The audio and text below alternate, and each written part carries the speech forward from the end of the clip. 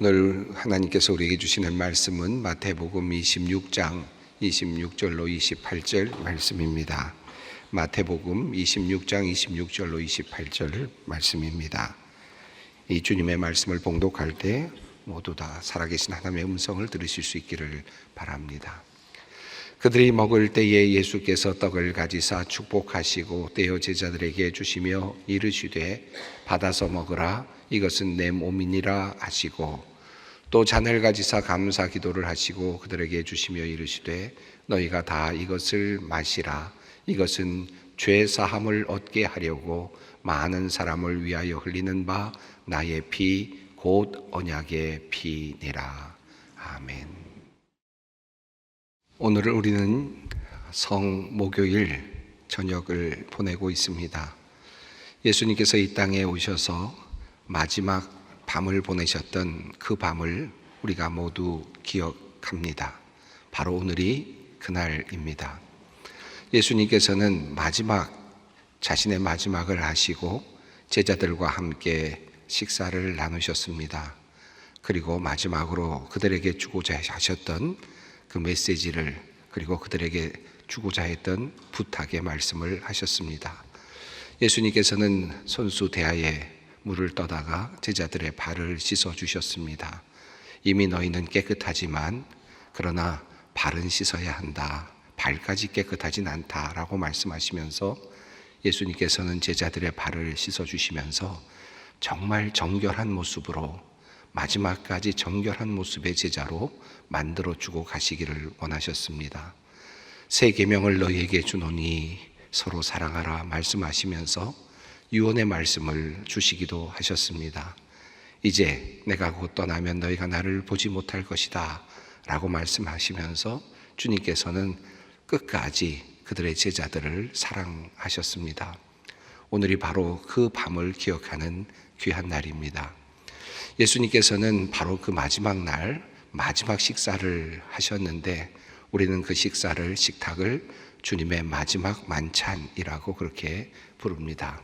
성목요일 저녁에 예수님께서는 그의 인생에 있어서 마지막 식사를 제자들과 함께 하셨습니다.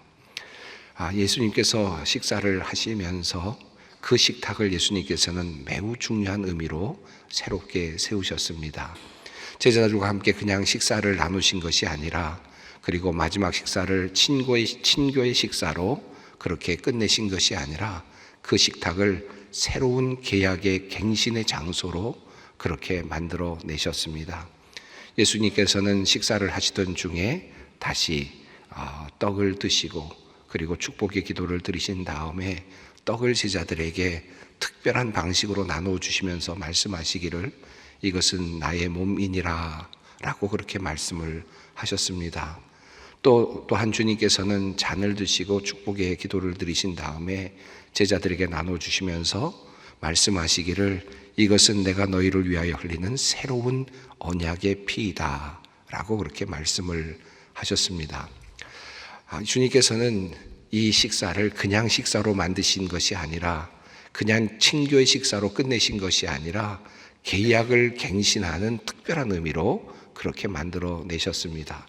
그리고 그 식사는 바로 그 다음 날 있을 예수님의 죽음과 그리고 피 흘리심과 십자가에 달리시는 그 사건을 예견하고 있었습니다.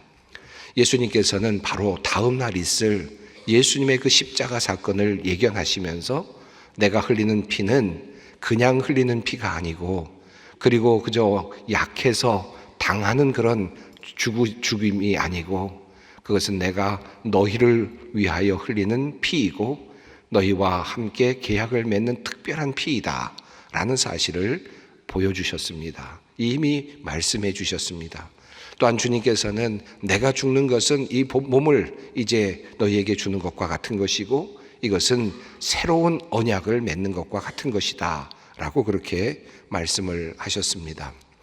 예수님께서 제자들 앞에서 그렇게 보여주심으로써 마지막 식사는 그냥 단순한 식사가 아닌 특별한 의미를 갖게 되었습니다. 바로 다음 날 있을 예수님의 죽으심의 의미가 분명해졌고, 그리고 제자들과 함께 새로운 언약을 맺게 되신 것입니다. 예수님의 마지막 식사와 관련하여서 예수님의 그 이야기를 전하는 곳이 성경에는 4곳이 있습니다. 마태복음과 그리고 마가복음, 누가복음, 그리고 고린도전서에 예수님께서 마지막 식사를 하셨던 내용들이 우리에게 있고 또 그것을 우리에게 전해주고 있습니다. 한결같이 조금씩 다른 표현으로 되어 있기는 하지만 한결같은 표현이 한 가지 있습니다. 그것은 바로 언약이라고 하는 표현입니다. 마태복음 26장은 이렇게 되어 있습니다. 이것은 죄 사함을 얻게 하려고 많은 사람을 위하여 흘리는 바 나의 피 곧 언약의 피니. 예수님의 보혈을 언약의 피라고 그렇게 말씀하셨습니다. 마가복음 14장에서도 이르시되 이것은 많은 사람을 위하여 흘리는 나의 피 곧 언약의 피니라 라고 말씀을 하셨습니다. 누가복음 22장에서도 이 잔은 내 피로 세우는 새 언약이니 곧 너희를 위하여 붓는 것이라 라고 그렇게 말씀을 하셨습니다.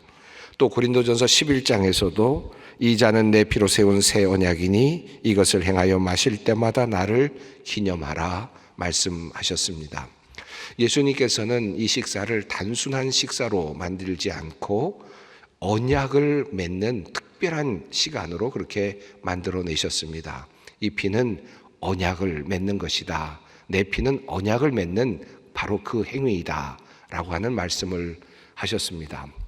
이 말씀의 뜻이 무엇일까? 오늘 좀 깊이 생각을 해보고 싶습니다.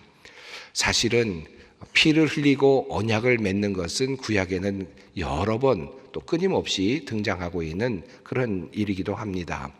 그 중에서 가장 대표적으로 드러나고 있는 피를 흘리고 언약을 맺는 사건은 시내산에서 이스라엘 백성들이 하나님과 언약을 맺는 사건일 것입니다. 하나님께서 이스라엘 백성들을 출애굽시키신 다음에 이스라엘 백성들에게 새로운 언약을 맺습니다. 이스라엘 백성들과 새로운 그런 언약을 맺죠. 그 언약의 내용이 출애굽기 20장부터 나옵니다. 10계명으로부터 시작되는 그런 하나님의 율법의 말씀이었습니다. 나 외에 다른 신을 내게 있게 하지 말라라는 말씀으로부터 시작이 돼서 10가지 계명 그리고 이어지는 많은 또 다른 율법들, 계명들이 이어집니다. 20장부터 23장, 24장까지 이어지는 이 말씀은 마지막에 하나님께 드리는 예배로 끝이 납니다. 출애굽기 24장에서 이제 모세가 이제 피를 가지고 백성들의 앞에서 뿌리면서 언약의 제사를 드리는 장면이 나옵니다. 그때 모세가 출애굽기 24장에서 이렇게 말을 합니다.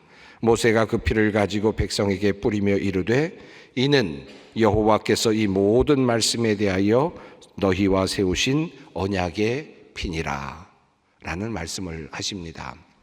모세가 출애굽기 20장부터 이어지는 하나님의 모든 말씀을 이제 마무리하면서 하나님과 이스라엘 백성 사이에 언약을 세우는데 이제 약속을 세우는데 다시 말하면 계약을 맺는데 그 계약의 내용이 바로 계약의 행위가 언약의 피를 흘리는 것이었습니다. 물론 어린 양을 잡아서 그렇게 피를 흘리는 것이었습니다.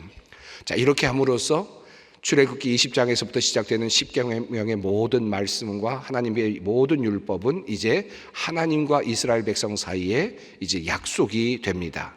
하나님은 그 약속을 지키셔야 하고 또한 이스라엘 백성들 역시 그 약속을 지켜야 합니다.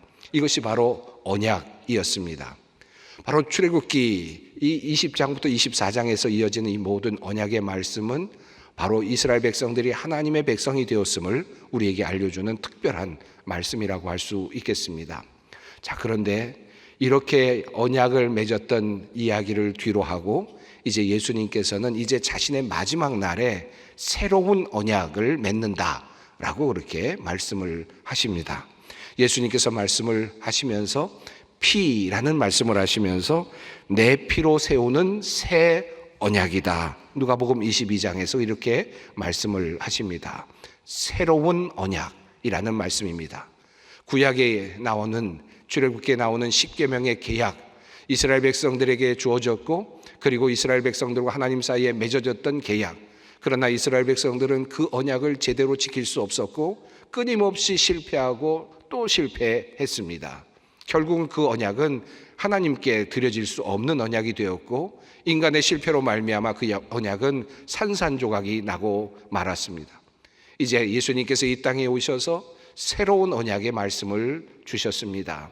그리고 주님께서는 그 마지막 날에 이 식탁 위에서 새로운 언약을 세우십니다. 그리고 이 식탁에서 이제 다음 날 있을 예수 그리스도의 그 피 흘림이 무엇을 의미하는지를 분명하게 계시하셨습니다. 이것은 이제 내가 너희를 위하여 세우는 새로운 언약의 피이다. 나의 십자가는 이제 내일 내가 지게 될 그 십자가, 그 흘리는 그 보혈은 이제 내가 너희와 함께 맺는 새로운 언약의 징표이다. 새로운 언약의 그런 계약이다 라고 하는 말씀을 하신 것입니다. 자, 그렇다면 예수님께서 지금 말씀하시고 있는 이 새로운 언약, 새로운 계약은 무엇입니까? 과거에 출애굽한 이후에 이스라엘 백성들은 시내산 위에서 하나님의 계명을 돌판으로 받았습니다. 그리고 돌판에 새겨진 그 말씀을 그들이 예라고 말씀하면서 그 말씀을 지키겠다고 약속을 했습니다. 그러나 그들은 그 말씀을 지키지 못했습니다. 그리고 그 말씀을 지키기 위해서 그들은 모세와 그리고 하나님 앞에서 이 모든 말씀에 대하여 너희와 세우신 언약의 피라고 말하면서 그렇게 시내산 위에서 그들은 계약을 맺었습니다. 자, 이제 예수님께서는 이제 겟세마네 동산 바로 그곳에 오르시기 직전에 이제 예수님께서는 제자들과 새로운 계약을 맺으십니다.